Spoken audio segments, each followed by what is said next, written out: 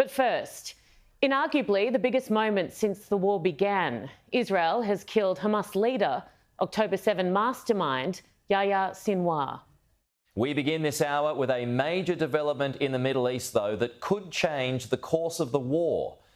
Israel has killed the leader of Hamas, Yahwar Sinwars, in southern Gaza. It wasn't Mossad who got him, nor was it elite IDF fighters. A group of trainees and reservists took out enemy number one. He died as he lived, like a coward, cowering in the shadows, hiding in buildings bombed off the back of his terror raid. It was a drone that captured these shots from his last moments alive. Look at him. He was no freedom fighter. He wasn't leader of any resistance. He was evil personified. He was also weak, so very, very weak. He knew that he was no match for soldiers, no match for an army. That's why he went for women, children, unarmed innocent men, teenagers, the elderly, Holocaust survivors, the sick, the disabled. And then he hid, using the bodies of his own people and those he'd kidnapped as human shields. He was no hero, no idol. I don't care who you are or what you believe, but nobody, no government, no religion, no so-called resistance could ever justify his reign of terror. And any attempts to do so, well, they're disgraceful. Prime Minister Netanyahu with this message for those still in Gaza. To the people of Gaza, I have a simple message. This war can end tomorrow. It can end if Hamas lays down its arms and returns our hostages. Followed by this. And Israel will guarantee the safety of all those who return our hostages. But to those who would harm our hostages, I have another message. Israel will hunt you down and bring you to justice. And after today, well, after this year, find me someone who doesn't believe him. You won't. World leaders, of course, reacted. Our Prime Minister said he was an enemy of the Israeli people and an enemy of peace-loving people everywhere. His death is a significant moment and can be a vital turning point in this devastating conflict. US Vice President Kamala Harris. In the past year, American Special Operations and intelligence personnel have worked closely with their Israeli counterparts to locate and track Sinwars and other Hamas leaders. And I commend their work.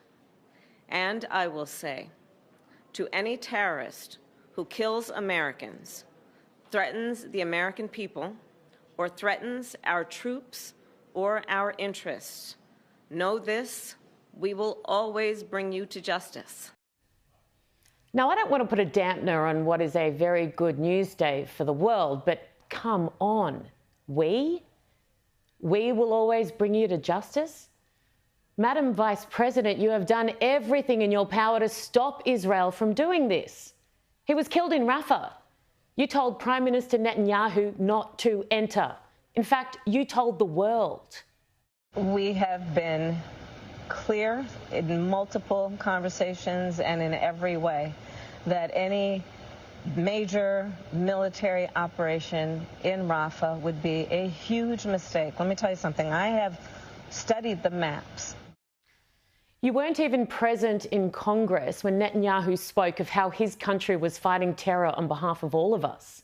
You kept calling for a ceasefire, fully aware that the other side would never stop. So in other words, you demanded a proud nation of good, strong, resilient people lie down and die. You underestimated them, like so many others in the world. You hindered this rather than helped. The president himself, remember, having recently blamed Netanyahu for the deaths of 6 hostages. Have a look. It's a good day for the world. I call Netanyahu to congratulate him getting Sinwars. He had a lot of blood in his hands. American blood, Israeli blood, and others. And I told him that we were really pleased with his actions. And further that now's the time to move on. Move toward a ceasefire in Gaza. Make sure that we move in the direction that we're going to be in a position to make things better for the whole world. You honestly could not make this stuff up if you tried. Erin, Foreign Minister, directly to Israel, don't go into Rafah. So to the rest in the West and all of those countries who cowered, just like Sinwars did at the end, this victory is in spite of you, not in any way because of you.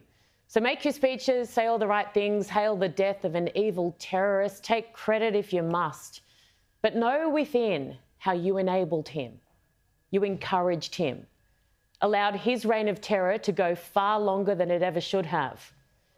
Every single person who failed the most basic test of moral clarity on October 7. Killing kids? Oh, complicated. Raping women? What's the context? Burning people alive? Resistance? All those who joined a movement that glorified death, who marched in our streets waving their flags and chanting for more. Sinwars is responsible for every single death that has occurred in the Middle East since October 7 and many before. But his global cheer squad, wow, take a bow. You played a big part, and most of you are too stupid to even realise. Where did it all go so wrong? Honestly, it's a legitimate question. How did we get here? How did those we elected to lead us fail us so miserably? And how did that then seemingly filter down to the masses?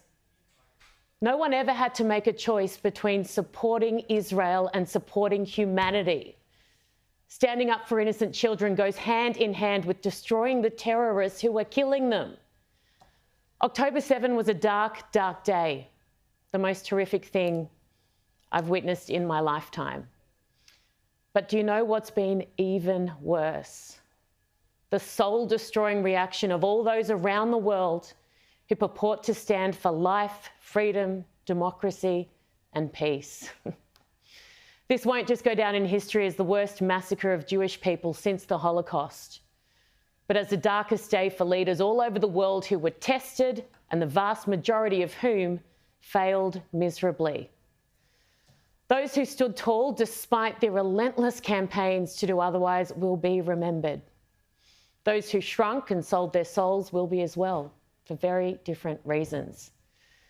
The earth is now a much safer place, thanks in no part to the majority of the Western world.